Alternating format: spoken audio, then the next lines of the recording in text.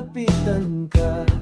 Swabe ang galaw, para kang artista. Pero bakit kaya di ka nila pinapansin? Lakas ng loob mo sa pick-up lines mo, kahit sinong babae mapasagot ko. Pogi sa salamin, sa selfie ay panalo, pero sa totoong buhay ghosting ang sagot sa'yo.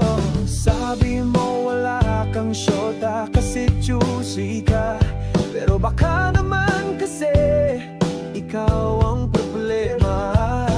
Piling-pili, daming paandar, pero pag tinignan ka, friendzone agad. Pare, mirror sa kwarto, kakusap buong gabi. Bakit wala pa rin? Tanong niya sa sarili.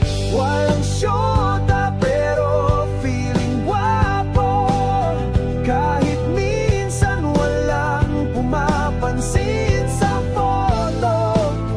Nagpo-post ng DM is open ladies, pero kahit spam wala ring dumidikit.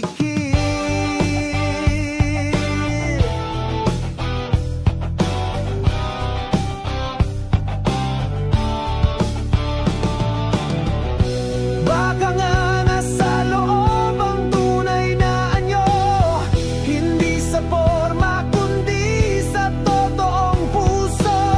Baka kailangan lang bumaba ng konti at matutong magmahal ng walang pagmamayabang. Walang syota pero ngayon ay totoo. Nagbago siya, hindi na puro ego. Isang babae ang lumapit ng pusa, at ang sabi sa dami ng fake, ikaw lang ang totoo.